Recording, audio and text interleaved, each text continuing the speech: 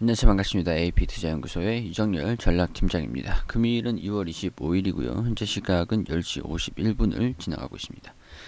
자, 신한지주고요. 코드번호 055550입니다.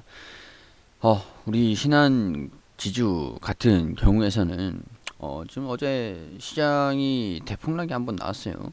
코스피 지수 같은 경우에서는 뭐 2.5%, 뭐 고가 대비해 가지고 지금 시장이 고가가 0.7%고 종가가 2.5%, 2.45% 이렇게 되면은 거의 뭐 3.2% 정도가 급락한 거라고 좀 볼 수가 있는 부분들이겠죠. 거의 뭐 3% 정도.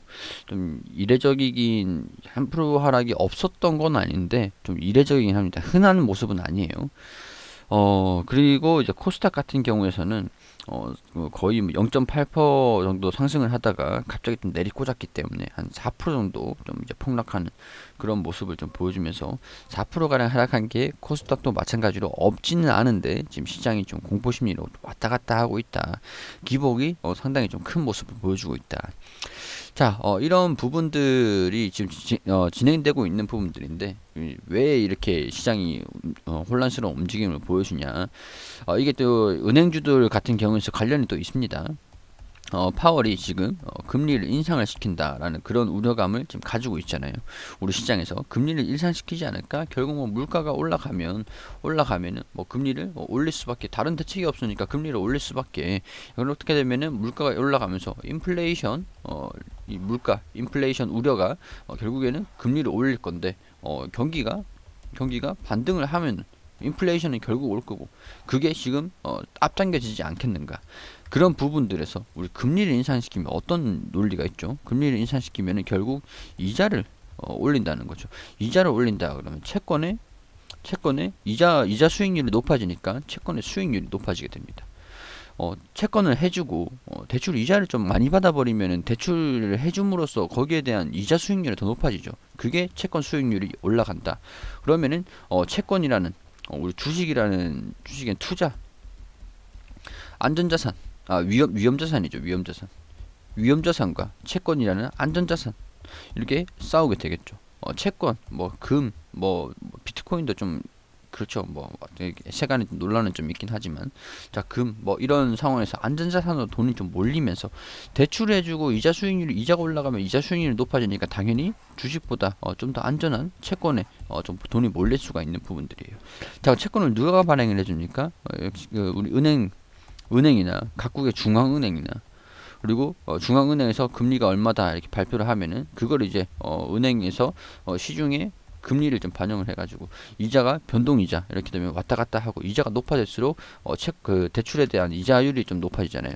서민들 같은 경우에서는 우리 같은 경우에서는 대출을 받으면 이자 부담이 높아지기 때문에 가계에 도움이 되진 않죠. 우리 주머니 사정에는 안 좋은 소식들이죠. 자, 근데 반대로 얘기하면 우리 은행 관련주들 우리가 안 좋으면 은행이 좋은 겁니다. 그러니까 우리가 이자를 또 많이 내면 많이 낼수록 은행들이 수익성이 개선이 된다. 그런 부분들이라고 생각하시면 될 것 같아요. 자, 그렇기 때문에 지금 금리를 상승을 시킨다. 그럼 당연히 은행에 돈이 몰리게 되겠죠. 시장의 유동성. 우리가 지금 유동성 장세로 인해서 시장을 끌어올린 부분들이잖아요. 근데 이제 시장의 유동성들을 은행이 흡수를 한다.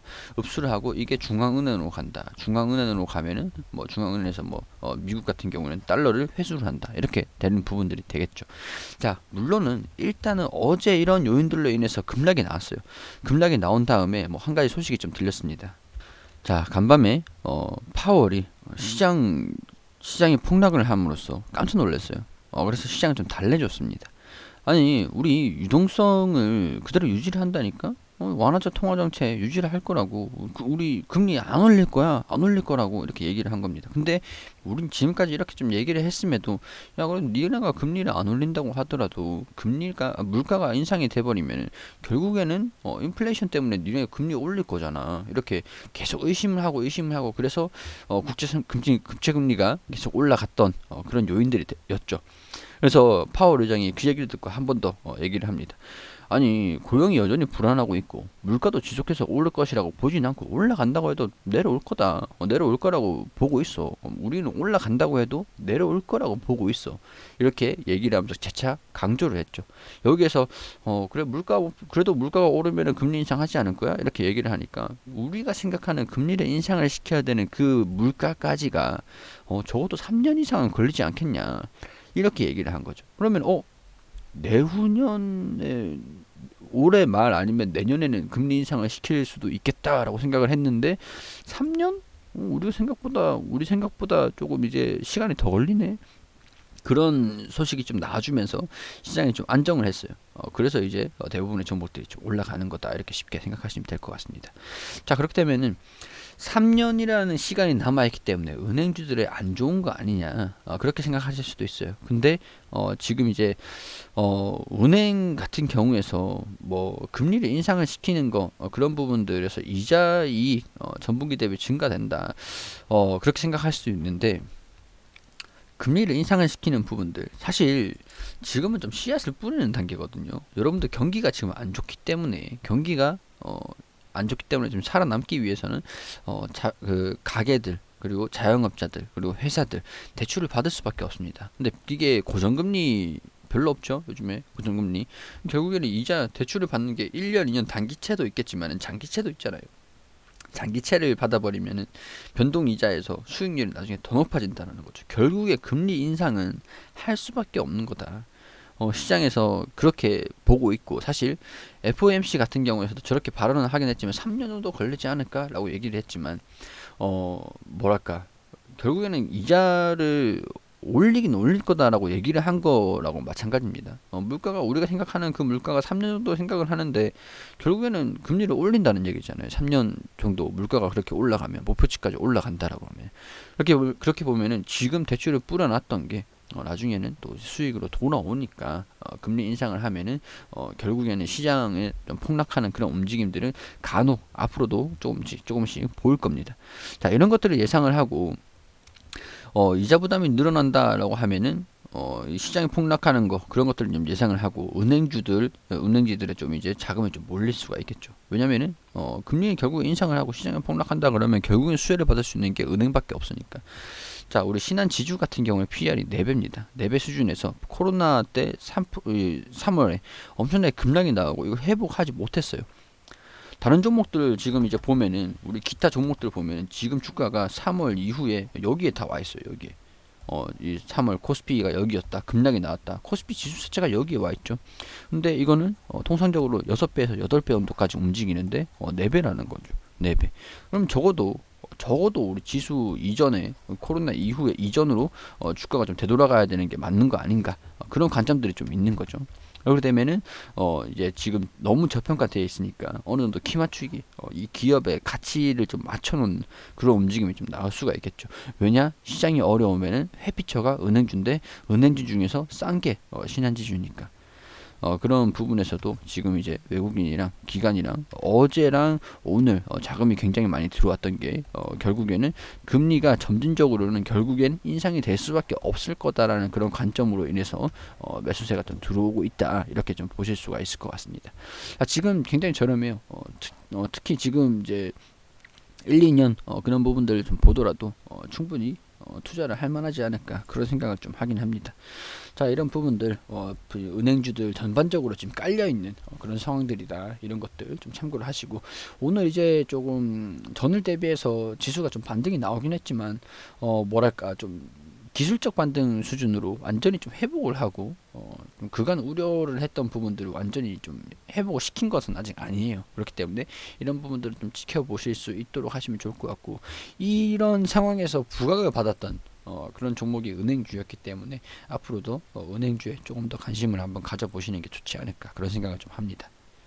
그리고 우리 소장님께서 매일매일 무료로 종목을 추천드리고 있습니다. 검색창에 AP투자연구소라고 검색하셔서 홈페이지로 들어오게 되시면 여기 라이브로 깜빡깜빡거리시는데 밑에 2021년 무료 추천 종목 게시판이 있습니다. 여기로 들어오시게 되시면 소장님께서 매일매일 무료로 종목을 추천드린 내역들 게시판들 확인이 되시죠.